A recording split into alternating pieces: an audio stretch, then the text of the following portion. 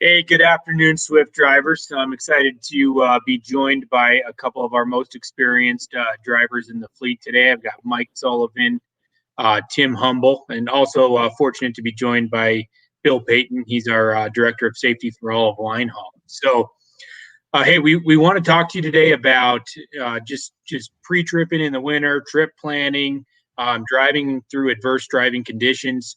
And who better to speak to this than some of the most experienced drivers we have in the fleet that have actually gone through many of these winters. So, really quick before we dive in, the three of you just introduce yourself really quickly. Bill, starting with you. Hey guys, my name is Bill Payton. I've been with Swift for 23 years and I am the Senior Safety Director for the Line Haul Division. Tim.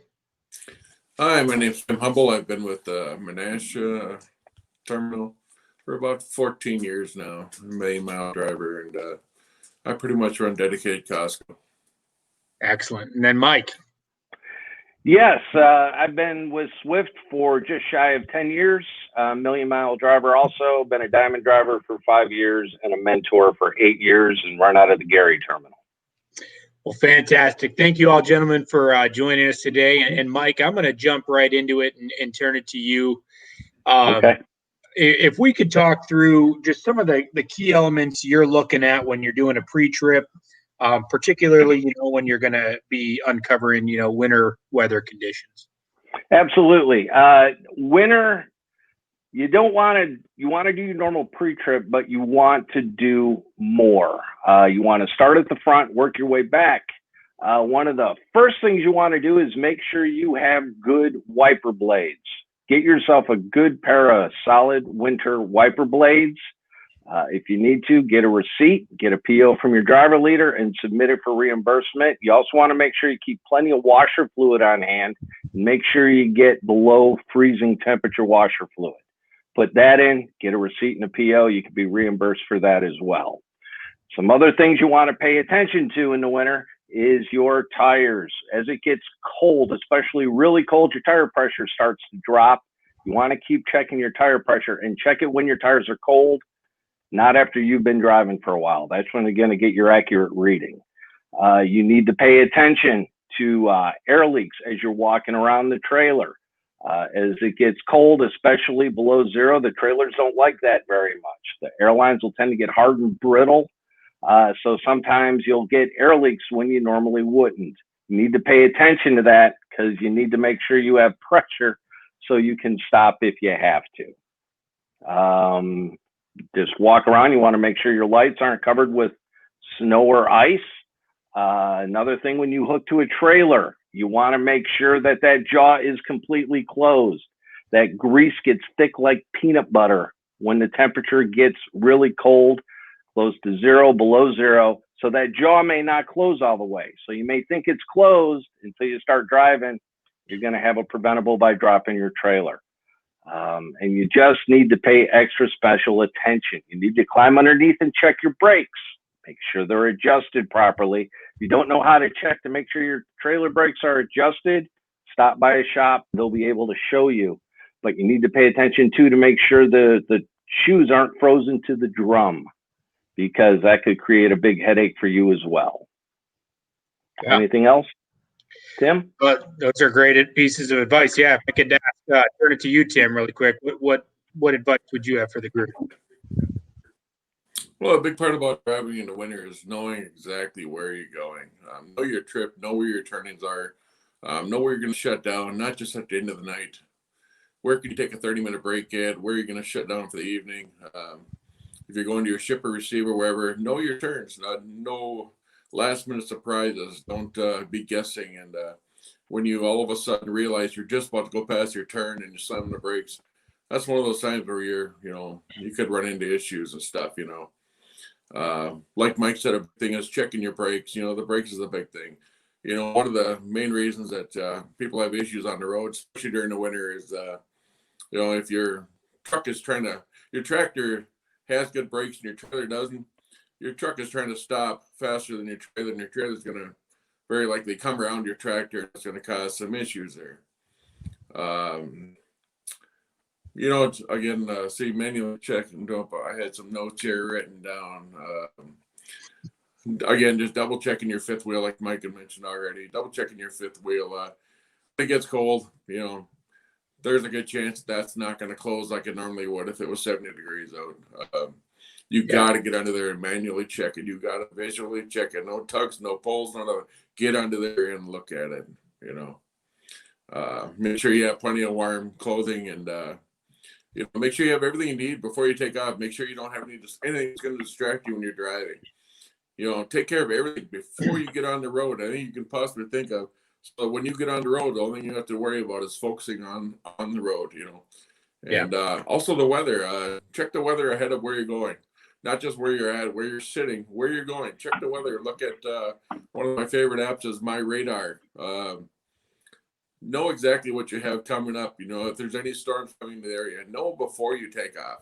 Not at, oh, it's starting to snow. What's going on? You know, you should know what's going on. So. Yeah, that's great advice, and I'm glad you brought that up. You know, it's always important, I think, to trip plan, as you alluded to avoid, you know, distractions down the road, because that's usually when they come up. You know, we don't want you reaching out and trying to grab anything while you're operating the vehicle. You've got to stay focused, you know, always, but it's even more enhanced in the winter months, as we know.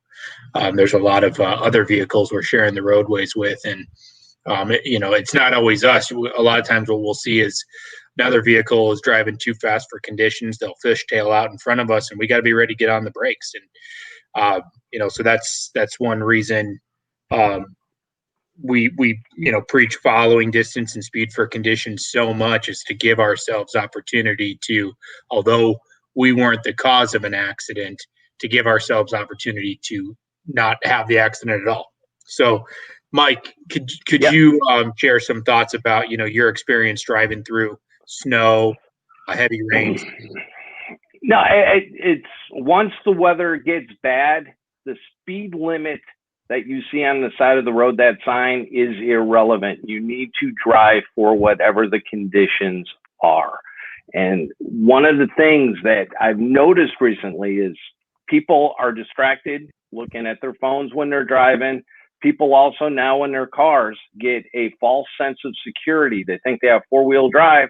They think they'll be able to stop. Well, it's great to get you going, but 9 times out of 10, use that car that flies by you down the road, you're going to see them spun out somewhere. So you really, really, really need to pay attention. Personally, I turn off my radio. I turn off everything so I can hyper focus on my surroundings. You know, because things change so fast. And the most important thing to do, I've driven in Chicago for 35 years, those winters. And the most important thing to do is give yourself time to stop. The worst thing you can do is have to panic stop. As soon as that happens, you know, momentum takes over and you're just along for the ride. So you need to make sure you stay in control of your vehicle. Don't let anybody else intimidate you. Don't let anybody else try and force you. And if you're not comfortable, find somewhere to park and wait it out. Yeah. That's a key piece of advice right there, is and everyone needs to really understand this, that's operating, you know, as a professional driver. You can make that decision whenever you want to get off the road. We're going to support you. Your driver leader is going to support you. Your terminal leader is going to support you. You're in the condition, you know better than anybody else. And if you don't feel like it's safe, get off the road.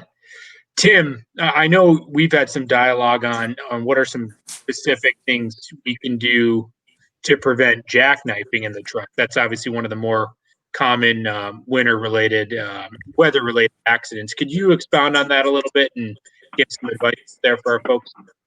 Yeah, a lot of it is basically, it's the same as what I mentioned before about the pre-trip. Again, it's, you know, it's the brakes. It's the, you know, checking sure the brakes are properly adjusted so the truck's not trying to slow down faster than the trailer, knowing where you're going. Something to add on to what Mike had mentioned earlier, when you're watching the traffic ahead of you, those same people that are cutting in front of you during the summer months, the same ones that are flying around you and cutting over at the very last second, those same people are still going to do that during the winter, just because it's snowing. they're still going to do it. And when they do cut in front of you, odds are they're going to get on the brakes, and you need to already be slowing down. So if you get a vehicle that's, cruising past you at a decent speed, and you notice that they all of a sudden start matching your speed, they're going to cut in front of you. It's pretty much guaranteed. Don't wait for them to do it. Start backing off. I'm not saying jamming the brakes, but I'm saying start backing off, because they are coming over, and odds are if they're close to the vehicle in front of them, they will too want to slow down. Mm-hmm. Again, just to prevent jackknifing, if you look up ahead, we have a following distance that you need to look ahead to decide whether, you got backed up traffic. During the winter, you're going to run into more backed up traffic than you're ever going to run into during the summer.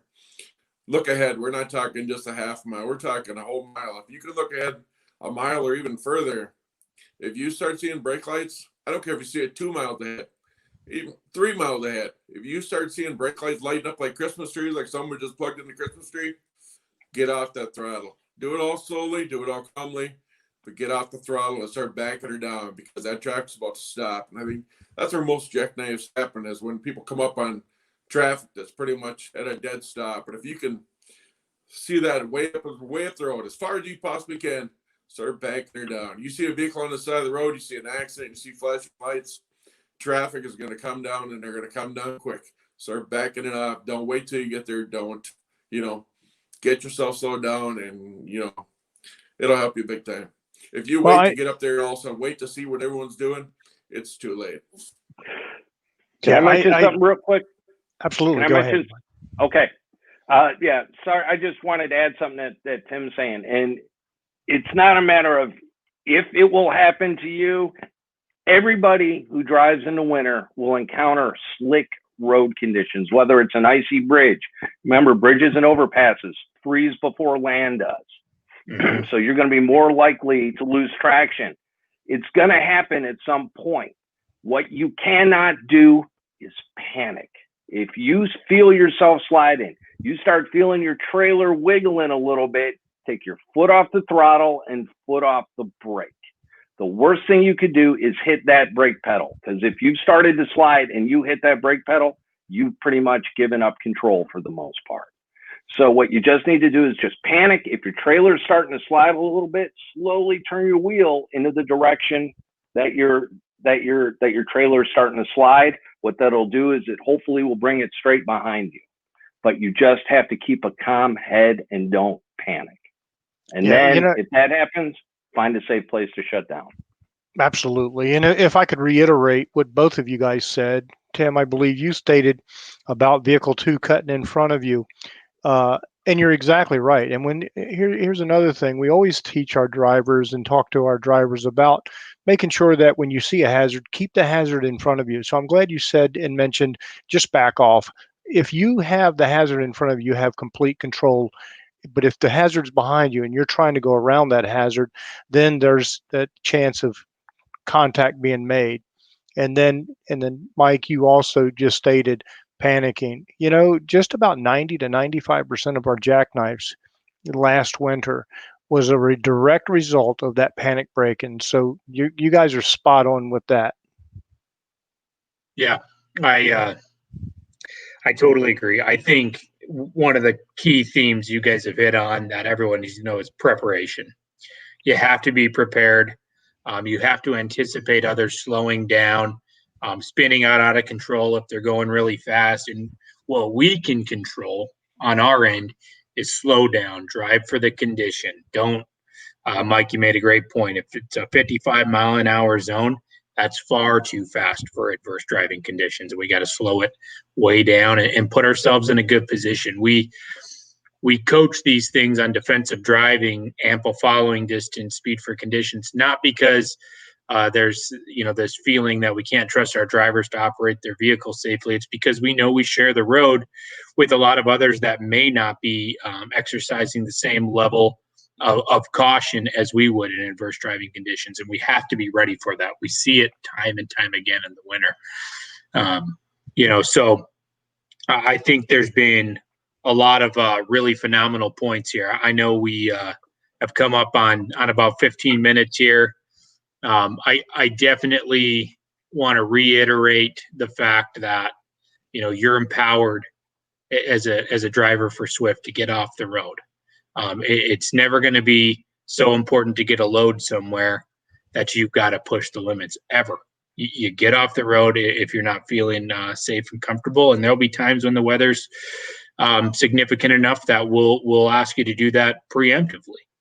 But I think there's been really good advice given on this call.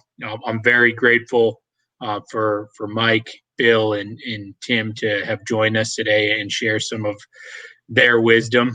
Many more years in trucking than myself. But I hope everyone takes heed to this advice. We're going to talk about it all winter. Your driver leader is going to talk about it all winter.